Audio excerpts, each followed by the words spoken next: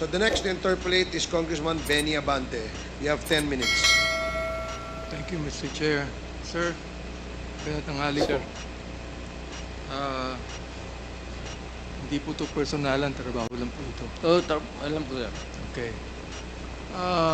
Nabanggit nyo 2 beses. I'd like just to remind you before I pose this question. Kasi sinabi nyo kanina, if I go to hell, so be it. Well, I'd like you to know that hell is a biblical word, Mr. President, and I do not want you to go to hell. Because if you're going to read the description of hell in the Bible, mabigat. It's terrible. Mabigat po, terrible po. Yeah. So you do not want to go to hell. Well, Even your lawyers do not want to go to hell with you. kung Mr. ganun President. ang resulta ng ano po sa ginawa ko sir. Nagbibiro lang po ba kayo doon o talagang totoo po sinasabi niyo? But all I did, bakit ako papatay ng tao? Bakit ako why would I inflict injuries or death on a person na may mga pamilya yan mas masaktan? Ito ko, I mean, I must be insane to go into a campaign against crime just to kill. Hindi ho trabaho ng pulis at hindi maniwala yung pulis sa akin, sir. Mr. Chair, Mr. President, I understand po sinasabi ninyo. Masasabi Pero the thing is, when you begin to say, if I go to hell, so be it. yes, sir. I do not think that you believe in it, Mr. Chair. I do not think so. Pero anyway, tutuloy ko po itong tanong ko. Ano po? I do not need you to confirm this statement because meron po naman video rito. Meron play clip. Ano po, hindi ko napapakita pa dito. But you said publicly, and I quote, if you are corrupt, I will fetch you using a helicopter to Manila and I will throw you out. I have done this before. Why would I not do it again? Now, I would like to just mention the words, I have done this before. Why would I not do it again? So, nafe-feel ko po, sir, that you are justified in doing so. Basta sa tingin nyo, corrupt. Hindi, sir. Hindi po ba? Hyperbole lang yun, sir. So, Mr. Hindi Chair. papayag ang piloto niya, sir. Ikaw, ganun po, ganito, Mr. Chair. So if you feel just justified in doing it, can you please name to us the victim? Sino po yung tinapon ninyo sa helicopter? Sinabi niyo po I have done this before. Why would I not do it again? Sino po yung tinapon ninyo? Can you please name the victim? Well, sir, sabi ko, O nagbibiro po kayo no? istorya lang para sa kriminal. Pero paano mo itapon niya, sir? Buksan mo pa yung... Ano po yan? Parang hyperbole, ano ho? Hyperbole nga. O yan. So, hindi po totoo ito. Now, ay gusto ko pong sabihin sa inyo, Mr. Chair, isa po ako doon na marami po ang bumoto sa inyo. Oho. Dahil naniniwala sa inyo. At marami pa. Sa amin lang mga Baptist, naniniwala pa rin sa inyo. Pero, pag ganito na mga salita ninyo, medyo mukhang hindi na po yata tama sa dating Pangulo na magsalita ng ganyan. Sapagkat naniniwala po ako na kahit sabihin niyo po yung mga kiling-kiling, meron pa rin kayong compassion eh. Tumutulong kayo sa ating kapulisan. Tumutulong kayo sa mga nangangailangan. Meron pa rin kayong compassion. And I would even think today that your compassion even overcomes your thought of killing someone else. Sir, this world is there's the evil and there's the good. So, if you are a human being dito, you do so many things in life. Mamili ka lang between the right at yung mali. Opo. So, pag pinili mo itong mali, you are bound by what you do in this life. Tama yun, Mr. Chair. Tama po yun ang inyong statement. Pag pinili nyo ang mali, ito po ang tanong ko. Tama po ba ang pumatay? Kahit po, teka, Mr. Chair. Tama po ba ang pumatay? Kahit alam nyo, na ito ay tinatawag sa batas. Ako hindi po abogado po. Tinatawag sa batas na in flagrante delicto o in the act of committing a crime. Oho. Ngayon, I have proven that, sir. Kung po yan, susundin po natin, wala po kayong pinagkaiba sa Pariseo nung panahon ng Panginoong Jesucristo. Nung ang Pariseo nakahuli po ng isang babae that was caught in the act of adultery, they are about to stone them. Stone her. Babatuhin na po. O nilapit po nila kay Kristo at sinabi po nila sa ating Panginoong Jesucristo, anong gagawin mo dito? Sapagkat ayon sa aming batas, in flagrante delicto ito, dapat to batuhin hanggang sa mamatay. Ano pong ginawa ng Panginoon? Mr. President, Mr. Chair, siya po ay sumulat doon sa ground. Wala siyang sinabi, sumulat lamang po sa ground. Nakita mo ng mga Pariseo ang sinulat. Isa-isa po silang umalis. Bakit po? Palagay ko, ang sinulat mo ng Panginoon, yung mga kasalanan ng mga Pariseo, hypocrisy, corruption, lahat po. Ngayon, naiwan po doon yung babae. That was caught in the act of adultery. Ang sabi po ng Panginoon sa kanya, where are your accusers? Ang sabi po ng babae, none, Lord. Ang sabi po ng Panginoon sa kanya, neither do I condemn you. Go and sin no more. Hindi ho ba mas maganda yung salita ng ating Panginoon doon, Mr. Chair, Mr. President? Hindi na ako papatay, sir. Retired na ako eh. No more, hindi na ako mayor. Ayaw ko na rin. Alam niyo, Mr. Chair, Mr. President, kaunti lang po yung tanda niyo sa akin. Dapat talaga mag-retire na ho tayo. Retire na ako, sir. Ayaw ko na. Anyway, ganito po yun.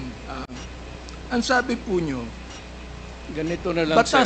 Batas lang po ako. Yun ang sabi niyo. Prosecutor kayo eh. Kanina sinabi niyo po, batas lang po ako. Ano pong batas? Yan po ba yung batas ni Mayor President Duterte o batas po ng Pilipinas? Sir,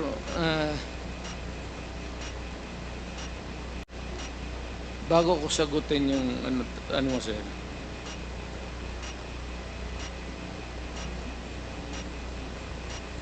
kung may kasalanan man ako,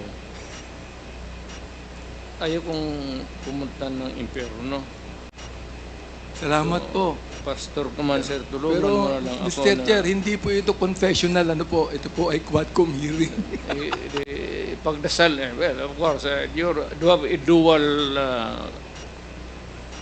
pagdasal mo na lang rin ako, sir, kasi alam mo man talaga na Mr. President, trabaho lang yan.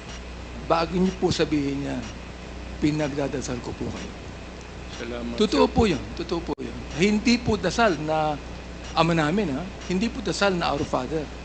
Ito po ay dasal coming from the heart.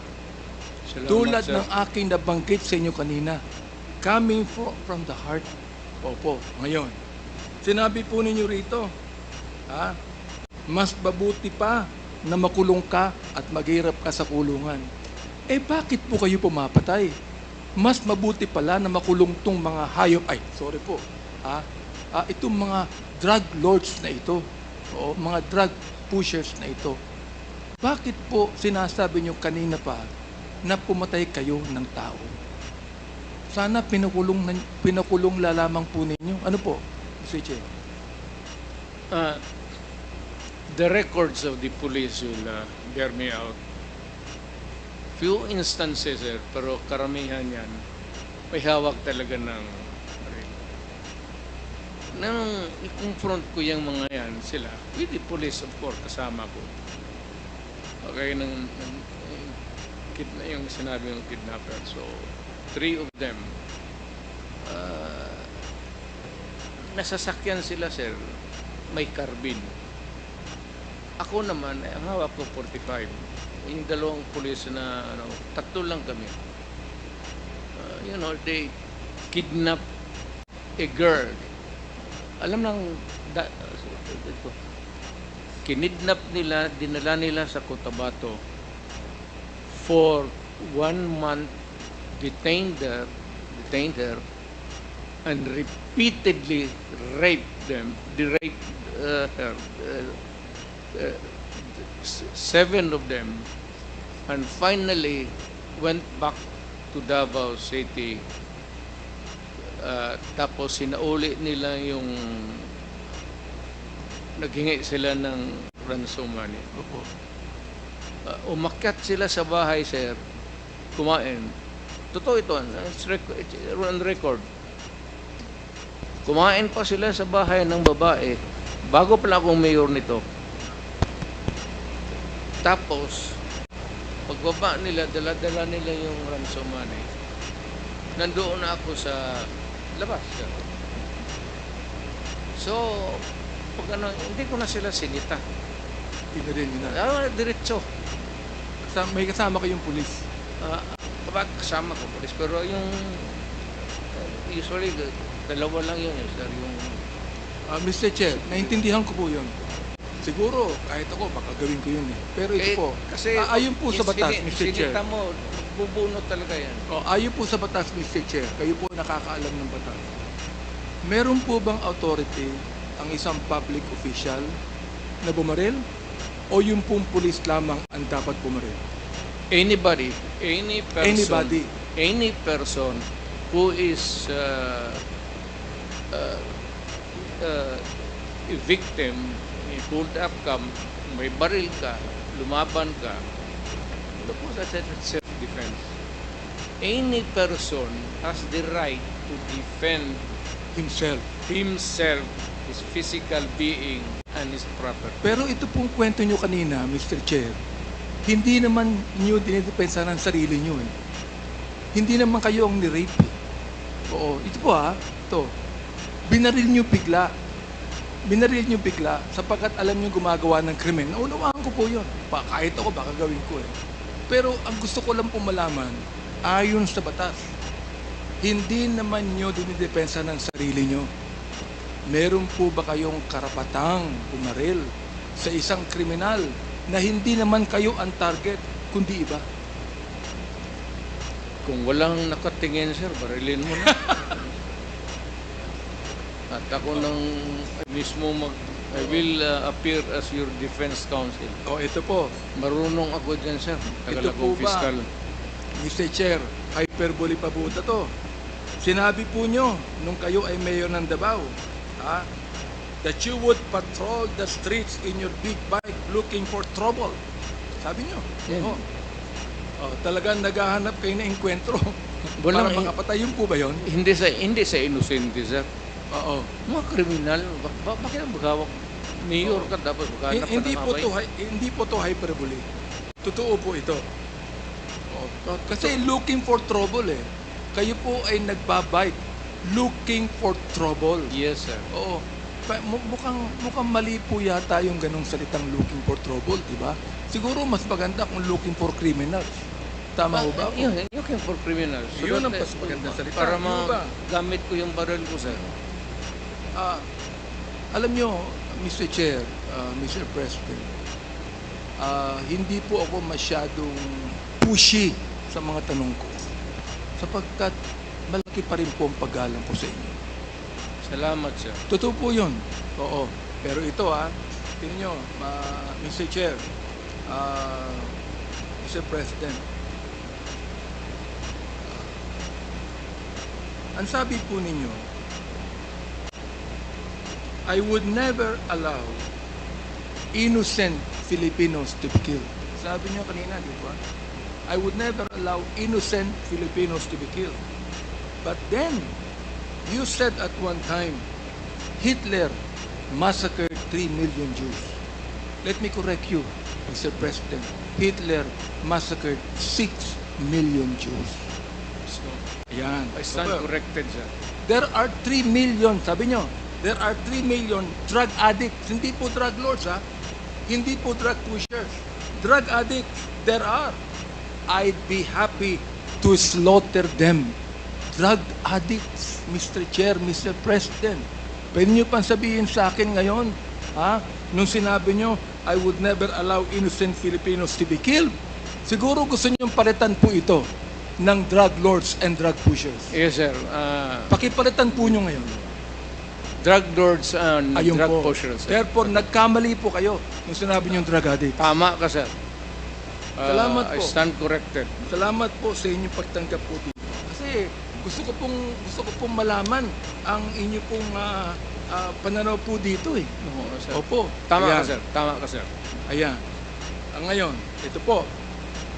During the Senate hearing, last 28 October 2024, inadmit nyo rin po giving orders to kill criminals.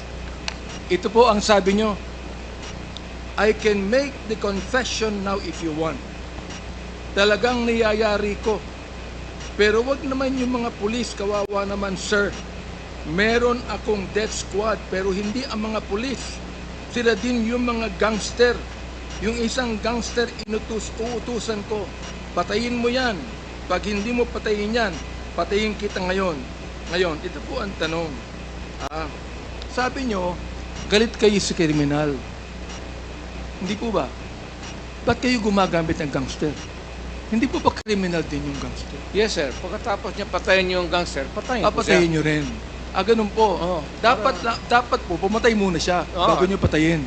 Tapos ko utosang patayin, patayin ko siya. Nasa batas po ba yon? Patas lang. Nasa batas po ba yon? Wala. Ikaw ay prosecutor, nasa batas po ba yon? Wala. So therefore, bilang prosecutor, hindi nyo ginagawa ang sabi ng Hindi. batas. When I was mayor,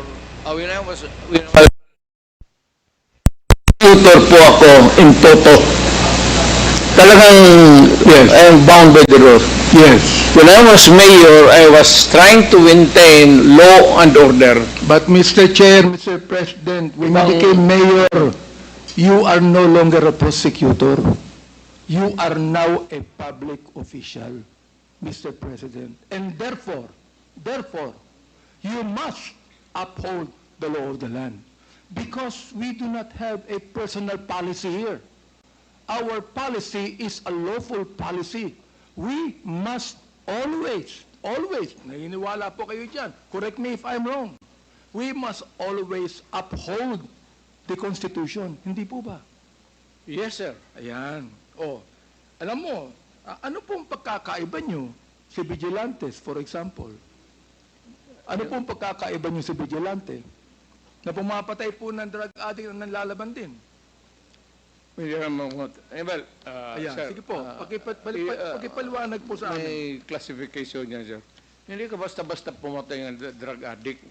Yes, You kill drug lords yes. and the purveyors of drugs. Aha. What you just kill addict, sir? Yung addict, ipadampot mo sa police, ipadala mo sa doon sa the rehabilitation center. Sa totoo lang po, Palambin mo ang nanay, tatay na doon mo deliver yung bata.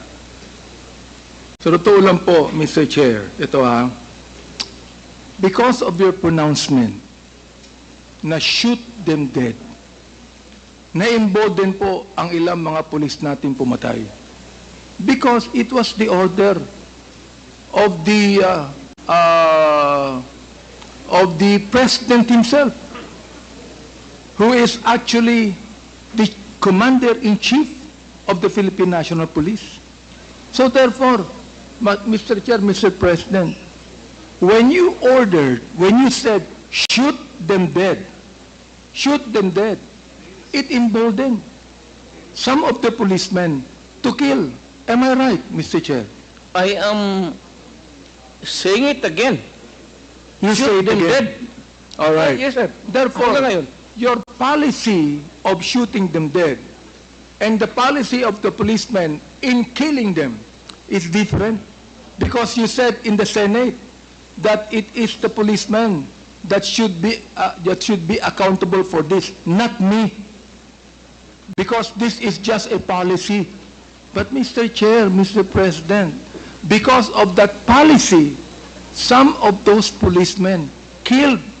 In fact, Mr. Chair, nung kami po ay nagkaroon ng unang hearing dito ng Committee on Human Rights, meron po kaming inibitahan na 4 na mga PO4, SPO4 lang po ito. Mga talagang non-commissioned officer.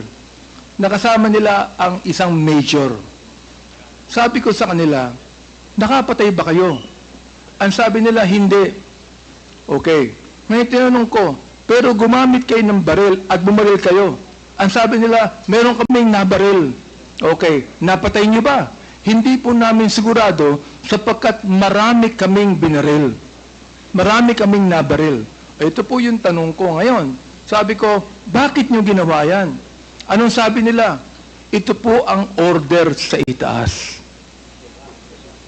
Yun po ang sabi. Now, of course, you do not even know that, Mr. Chair, Mr. President. Ito po ang order sa itaas. Tama po ba ang ginawa ng 4 na pulis na yan? Sa kayo, Pagka Major? lumaban? Hindi po lumaban eh. Hindi. In fact, yung isa buhay po, hindi lang maibitahan dito, ayaw pong pumunta eh. Hindi po tama. That's about the only time that a policeman can legally kill another human being is when he is confronting a criminal and is armed, and it must be commensurate doon sa baril for baril. Oh, ito po. Kung batuta lang ang hawak mo, barilin mo na lang sa Oh. leeg or barilin mo yung paa. Mr. Chair, Mr. President, ito po. According to the data that was given to us by the Philippine National Police, by General Baca himself, na ang sabi rito, 7,173 pushers were killed. Now, ang sabi po ay nanlaban. Pero gusto namin pumunta ron sa Philippine National Police. Tinan po namin ng crime lab kung paano po nanlaban ito. Ito po ba yung nakipagsuntukan lang? O nagkaratihan lang? O may baril? Bakit po, kung 7,123 pusher ang napatay, ibig sabihin ng laban, dapat meron din pong 7,173 na baril ang nakuha ang Philippine National Police. Tama po ba ako, Mr. Depende, sir. Not really a gun.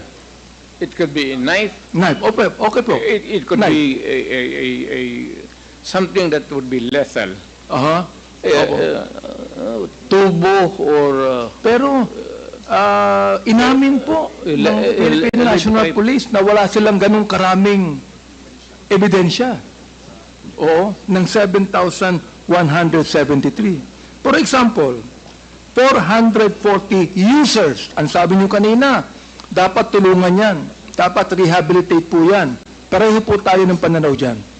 And by the way, Mr. President, naniniwala po ako sa inyo sa war on drugs.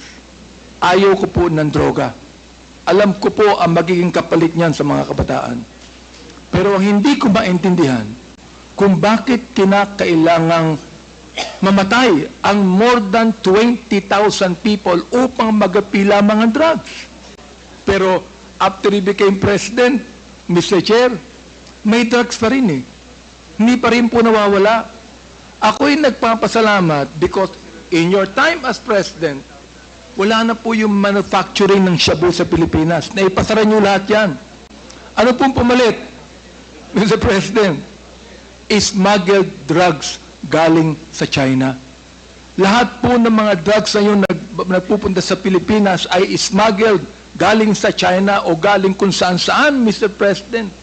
Yan po yung sinasabi ko sa iyo for your information also. Of course, kayo po ay private citizen na. Eh, hindi nyo po kinakailangan pakialaman yan. Pero Mr. President, alam nyo po naman kami mga congressman, especially now, nung kayo po ay Pangulo ng Pilipinas, nung ako po'y tumulong sa inyo na ma-elect bilang Pangulo, ay hindi po ako congressman. I'm a private citizen. Tumakbo uli ako ng 2019, naging congressman po ako. Alright, sa pang-4 pang-apat at termino. Ako yung naging minority leader, ako yung naging deputy speaker. Panahon niyo po yan nung kayo nakaupo. Ngayon ako po'y tinalaga bilang chairman ng Committee on Human Rights. Wala tayong magagawa kundi imbestigahan natin lahat ng mga human rights violations. Tama, sir. Pero kayo po ang nagsabi na wala kayong pakialam sa human rights. At bakit po nyo nasabi yun? Hindi man ako empleyado ng human rights office. When I'm not trying to be funny. Wala akong pakialam sa human rights. Wala naman ako, hindi ako sa Kongreso, hindi ako member ng whatever. Wala ako, malayo ako sa human rights. So, Mr. wala Chair, akong pakialam. Pwede ko pang sabihin sa inyo na mali kayo. Bakit? Kayo ang Pangulo ng Pilipinas. Meron kayong pakialam sa human rights. Mali kayo ron. Tama ho ba ako? Meron kayong pakialam sa human rights. Hindi lang kami, kundi ang Pangulo ng Pilipinas, merong pakialam sa human rights yan. Oo. Kaya pati ang ICC nag-iimbestiga dito. Sabihin ko sa inyo, ako ang unang nagsabi na hindi ako magbibigay ng anumang dokumento sa ICC sapagkat if I do that, then I am surrendering the sovereignty of this country. Correct, sir. I appreciate it. Totoo po yan. Sinabi ko po yan. Oh. Sabi ko, gusto nila Believe ako mag-imbestiga. They do it on their own. But not use us in the committee. Opo. Ang kinakalungkot ko lang po, Mr. President, mukhang nagsasalita po kayo na hindi po sang-ayon sa napag-aralan yung batas. Yung human rights po, nasa Constitution po yan. Kayong tatlong abogado ni Mr. President, turuan nyo ang kliyente nyo. Hindi ba nasa Constitution yun? Attorney Delgra, hindi ba nasa Constitution natin ang human rights? Yes. Na kailangan, sir, 98 Di po, ako sa sandali lang po, Mr. constitutional President. law. Tatanungin ko lang po yung abogado nyo, sapagkat siya ay isang resource speaker, nasa Constitution po ba ang human rights? Opo, sir. Ayun. Nasagot po niya. So, Mr. President, nasa Constitution po yan, at ang unang-unang dapat tumupad ng Constitution, sino po? Kundi ang pinakatatay ng buong bansa. Correct. Hindi po ba? Correct. Therefore, nagkamali kayo sa ganong salita. Retired tatay ako, sir. Hindi ba sabihin niyo sa akin, nung sinabi niyo Pangulo kayo, nagkamali kayo. Retired na po kayo ngayon. Hindi ko inaano yan. Pero nagkamali kayo ng ganong salita. Tama ako mali. Hindi mo sagot. I cannot debate with you on this, sir. No, Mr. President, I will not allow you to debate on me. Because if you debate and argue with me, I will even tell you that you're out of order. Kaya nga. Because any resource speaker cannot debate with any member of the Quadcom. Ang tinatanong ko lang, Mr. Chair. Congressman ako, sir. Opo. Ang tanong ko lang, dapat kayo po ang tumupad ng human rights bilang tatay po ng buong Pilipinas. Sinabi ni Atty. Delgra, nasa Constitution po yan. Sinabi nyo kanina, wala kang pakialam sa human rights. May pakialam kayo. Sir, hindi po ba, Mr. Chair? Sir, magprangkahan tayo, sir. Opo. Sige po. Pagka ganun talaga, Mayor, pagka-criminal ka, mainit talaga ako sa iyo. Hindi po yung Pagka nag-rape ka, Mr. Chair, hindi po natin, wala pong problema ron eh. I am not actually, yung bang, disagreeing with you. I fully agree with you, Mr. Chair, Mr. President. But, still, being the President of the Republic, you must be the first man that should uphold the constitutional provision on human rights. Am I right, Mr. Yes. Chair? Yes. Okay. I did it. Salamat po at inamin nyo. Ito last question na lang ito. Okay? Ito po, ang napatay na drug lord, 21. Akala ko po ba lahat po ng drug lord dapat patayin? Bakit 21 lamang? Ang pusher, 7,000. Samantalang napakarami pang drug lord na buhay ngayon nasa kulungan. Yun ang pinataktakan ko. Bakit nasa kulungan pa? sapagkat maraming pera yan, pwedeng kumuha ng magaling na abogado yan? O dapat po, kung dapat patayin ang mga drug pusher, may napatay ng mga user, dapat lalong patayin ang mga drug lords. Mr. Speaker, Hindi ko Mr. naabot yan, Chairman. sir. Hanapan natin ang paraan na patayin natin. Pero kayo po private citizen na, retired na po kayo. Wala na, sir. Hindi na po pwedeng gawin yan. You are right. O, pero magiging mayor kayo uli, hindi po ba? Kung ang circumstances would call for it, sir. Gusto ko nang mag-retire. Pero kung magulo uli ang Davao, I think that I have to enter into the picture again. Pero ayaw ko na, sir. Naniniwala po ako, Mr. Chair, that any government cannot be ruled with fear, but it can be balanced with fear and love, Mr. Chair. Because if you rule any government in fear, then those people will be afraid. But if you're gone, Mr. Chair, Mr. President, they will do it again. Because they're not doing it because of fear. But Mr. Chair, I know your heart, Mr. President. You have loved so many women. Sir, You are bound to love. Marami nakikinig silang lahat. Sir, bakit mo ito? You are bound to love. And therefore, sana po, kapag kayo maging mayor uli, nakita niyo na po yung pagkakamali ninyo na inamin niyo rito, sana po may pagbabago na sa Davao. Bakit naniniwala po ako na kapag ang ating nirule sa Davao ay yung pagiging makajos, pagiging matapat, pagiging honest, ay naniniwala po ako, magiging maganda po ang Davao Sa City. lahat na bagay, sir, hindi mo ako, you cannot question that. Sa dedication ko lang sa trabaho ko, on any other matter, sir, honesty, everything. Salamat Wala. po. Isang question na lang. Sabi nyo kanina, nung kine-question kayo tungkol sa reward system, sabi nyo, hindi ako nagbibigay ng reward para patayin. Hindi po yun eh. Oo.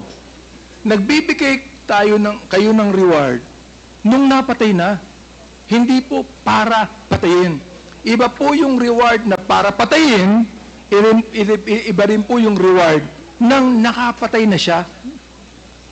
Tama mo ba ako? Bawal yan, sir. Kung, Ayun. kasi binibili mo yung buhay ng tao. Salamat po. Yun ang pagkakaiba, Even Mr. Chair. without the laws, that would be a violation of Diyos. Yung pagkakaiba, Mr. Chair, ang pagkakaiba ng reward system para patayin mo siya at yung reward system sapagkat nagbigay ka ng babuya sa isang tao, nakapatay na po siya eh, ng drug lord. Nag-ano po yan eh, nanlaban po yan eh. Oo. So, iba po yung ganun. Di ba? Well, sir, alam mo, sir, sa totoo lang, kung meron man pinagkatao na talagang umaano sa Diyos, siguro talok, mas malamang pa ako sa iyo. Ang trust and faith ko sa God, kaya maybe that brought me to the presidency despite of the variance interpretation ng ano ko. But overall, the Filipino people would not have elected a son of a bitch. Talagang ano ako, sir. By the rules ako. Paski na Salamat nung po, fiscal Mr. ako. Chair. By the rules ako. Salamat po, Mr. Kindly Chair. wrap up, Congressman Abante.